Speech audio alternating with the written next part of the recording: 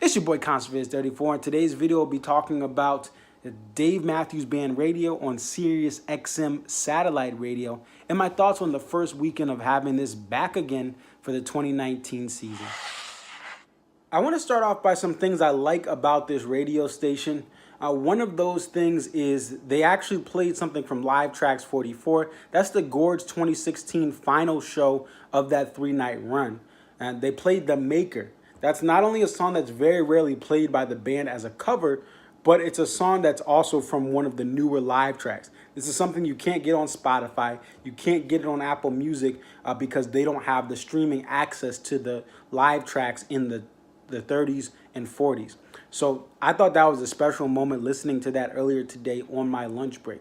The other thing I like about this station is it still feels like it's the DMB station. They have commentary here and there. Yes, some of it's repeated, but they give you commentary from the band here and there. It's branded as DMB radio. You're hearing that it's DMB radio quickly in between songs, and you have playlists that are full of stuff. And you know what's cool about this? As much as I critiqued last time, I'm listening to DMB radio, and when they're actually just doing song after song, I'm hearing songs that I really didn't listen to in a while from the studio version of things. I listened to a lot of live tracks and live tape recordings, but I was like, oh, cool. Look, that song in the studio, I forgot how it sounded. And I go back and now I'm going to appreciate the studio cuts of certain songs. So that's another positive thing that I like about this station. And the other thing that's going to keep me happy for the rest of this upcoming touring season is we have the potential to have the most live release shows from a single year of Dave Matthews Band. By that I mean you're going to have a lot more Fridays live streamed than last year, more than any previous year. And on top of that, we're going to get releases like we got Dusseldorf potentially for every Friday where they're not touring. So that means we're going to get so much music that typically we never have access to, period, unless we get a taper version. We're getting soundboard quality material every Friday, and that's something that's good to look forward to, and it's something that's going to be more abundant than last year. It's a step forward for the band to release live music and give the fans access to recent live music. We'll see if they pull from the fall tour, but I'm happy that they're going to be doing that every Friday. I want to talk about some things that Sirius XM and Dave Matthews Band, as far as what they're doing with this deal, can do better with the station. And I don't know if it's more of Sirius XM or if it's more of the management itself. But one thing that I think I would like to see changed is Dusseldorf is being played too much. We got this live release Friday right out the gates. Really, really cool. But they literally are playing it. I've heard, I lost count. I've counted about 8 or 9 times they played it over the weekend alone. Okay, and this is the weekend where people have more time to listen. So now I understand weekdays people are busy, but during the weekend people are sitting back for a little bit here and there to listen. It's the first weekend that we have this, and we're getting Dusseldorf nonstop. Now, I'm not saying they need to have 5 million releases, but I think one thing they can do is add more time of just regular rotation of playlists. Okay, you don't have to just play the live concert of Dusseldorf as much as you do. Okay, if someone doesn't get Dusseldorf, they'll get the great rotation of live stuff. The other thing they can do is just rotate 2 or 3 other shows into this weekend. And you can even get rid of, all right, now we have Dusseldorf. Let's say we pick Live Tracks 3, and then we pick Central Park. Rotate those for this weekend. Next weekend, release another show from Europe or the fall. Put Live Tracks 4, and then put Listener Supported. I think that I understand why they have to be repetitive because not everyone has all day to listen, but just having one show nonstop and then having that same show, single songs from that show be into the mix, it's a little bit of Dusseldorf overload. So I think that's how they can improve it, by just limiting Dusseldorf and just adding in a couple extra live tracks. And one thing you can do with this radio station is you can promote some of the early live tracks for purchase. Some fans who are just getting onto the DMB wagon, or some fans who aren't as hardcore, if you say, hey, for Thursday night, we're going to play Live Tracks 3. We're going to, talk about this, what this meant, and then play the whole thing beginning to end. You may get some people that may buy that, or when DMB radio disappears, they're going to go stream that on Spotify or Apple Music because you still have access. I think educating fans who are more fair weather into the catalog of live shows is something they could do better. We see this on Grateful Dead Radio, where I'm a student of the game, being just a newly 5 years or so into the Grateful Dead's catalog. You know, I've heard a couple of people complain just a little bit about Ari he's usually on Jam On, and he's also there for a lot of the live festivals that are streaming. He's been in between songs for the Dusseldorf show, and fans are not happy that he's talking in between the songs like, oh, DMB's on fire this tour. Here's another example. People are upset about that. Calm down, okay? He's doing this for the rebroadcast. This is not going to be something we see for the live shows. And even if we do, the commentary is 30 seconds to a minute. Okay, if they're doing it in the live streams, they're only going to do it in between songs where the band takes a little bit of time to switch guitars, switch different other equipment that they have, or go take a quick break. That's the only time they're going to do it for the live streams. Look, I know people, you know, you don't want to hear Ari, you want to hear the band, but it's a quick second. It's just like the political rants. It's 30 seconds to a minute, and you move on. The next song plays. We never got this 20 years ago from the band. We didn't get satellite radio content. So let's be grateful that we're going to get a bunch of previously recorded live shows from the soundboard, and then we're going to get a bunch of shows on Fridays that we're going to have from this awesome channel, at least for the Fridays. What you do when there's not Friday is up to you. The next thing I want to talk about is some of the complaints that we have about DMB radio from hardcore fans. I consider myself a hardcore fan in the fact that while I haven't been to any shows prior to 2012, I eat, drink, and sleep Dave Matthews Band content. I'm listening to new music all the time. I'm getting taper versions from buddies or from Ants Marching or from other people all the time to educate myself on the band, and it's kind of a sickness. But at the same time, there are hardcore fans who are upset about how repetitive the radio station is. Now, here is what I'll say to that.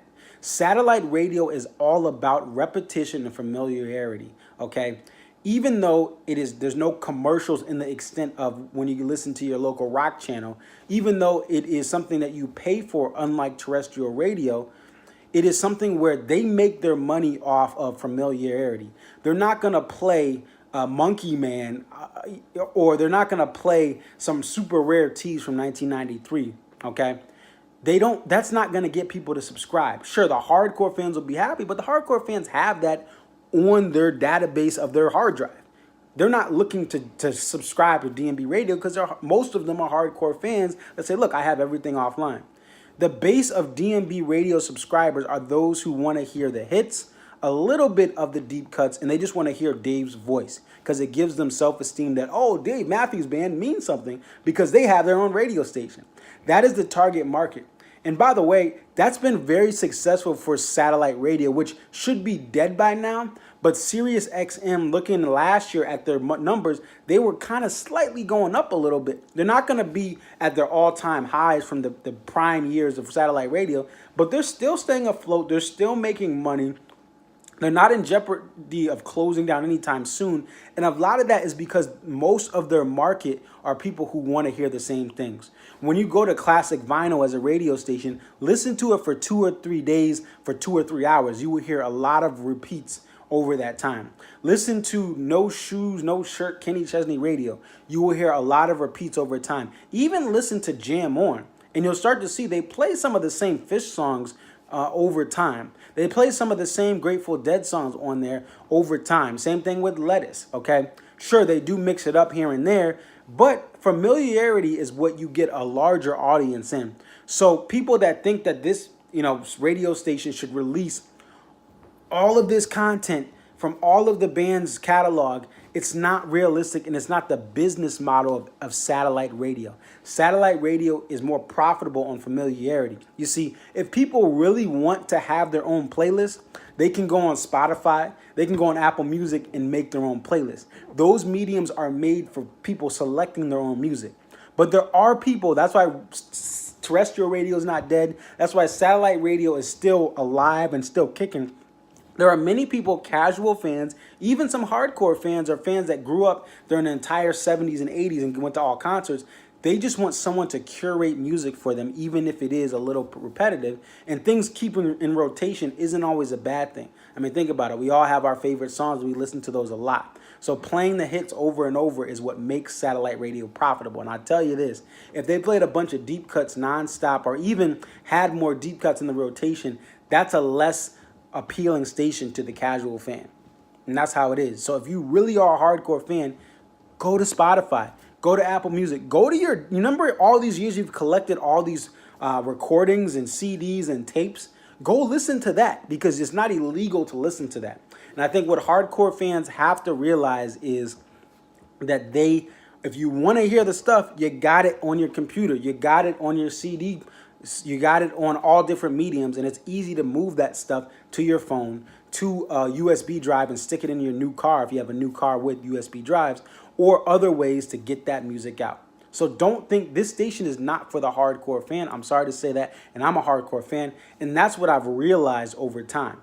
If you're a hardcore fan and you're upset about DMB Radio, look, cancel your subscription or tune in for Fridays for the live stream or the replay of a previous show that they're going to do this Friday. Who knows what they're going to pick. But listen to that, and then don't listen to it during the day. Plain and simple. I wanted to finish up this video by really giving Dave Matthews Band management credit. I'm very critical of them on social media and on these videos, but as I look, and I've had my come to Jesus moment this weekend, I realize they are making strides for the better. Sure, this radio station still could use a little bit of improvement, could use a little more content, but from a business standpoint, it doesn't make sense for management to give away the house on satellite radio, okay? You can purchase all of this music that people are complaining is not on DMB radio on the Music Today website for the Dave Matthews Band. It's not like they're banning access to the live tracks. You can purchase all of that stuff on that medium. And then guess what? You can listen to it anytime you want off of DMB radio. The other thing is, from a business standpoint, the live tracks are doing very well. Why stream Live Tracks 47 when the album is really selling well, and also to the point where the t-shirt that they have as an extra purchase gift or a bundle gift, that thing sold out. I mean, I haven't checked in the last week, but a couple weeks ago, they sold out of the t-shirt that's representing a concert the majority of the people that are buying that shirt never went to. So we have to give credit that they are I think they realize, look, why am I giving away the house of these newer live tracks when people should actually purchase it, and we should make money from you buying it? By the way, they're at reasonable prices. It's not like they're charging a bajillion dollars for Live Tracks 47. It's the same price as they've had forever. Also, I really have to give the band credit. I really have to give management credit, because as much as I want this band to have every live show from 2019 to be for purchase after the show, like I get with Humphreys McGee or with Dead and Company, I understand it's not realistic to go from where they were to where we want them to be in 2019. We are going to get more live streams than we've ever gotten before this summer on DMB Radio. That's counting any previous year for the band. They don't do this that much, but they're doing it more often. Also, we are getting, for a purchase of any concert ticket, you get access to Seaville Night 1 from the amazing winter/fall/whatever tour you want to call it from 2018. So we have a ticket purchase gets us a free download of a show that's very raw. It's not modified and doesn't have makeup on it, and it's very well put together for my ears and your ears. So if you want all of this crazy hardcore content, my thing has been this entire video, what I've learned is go listen to it elsewhere. DMB Radio is for the casual fan for the most part. And on Fridays, fans hardcore, casual, never heard of DMB, they can listen to a live show. That's a great kind of setup there. You can't complain about the live show. Well, let me know what you guys think. Definitely like, comment, subscribe. It's your boy ConserViz34. I'm out. Peace.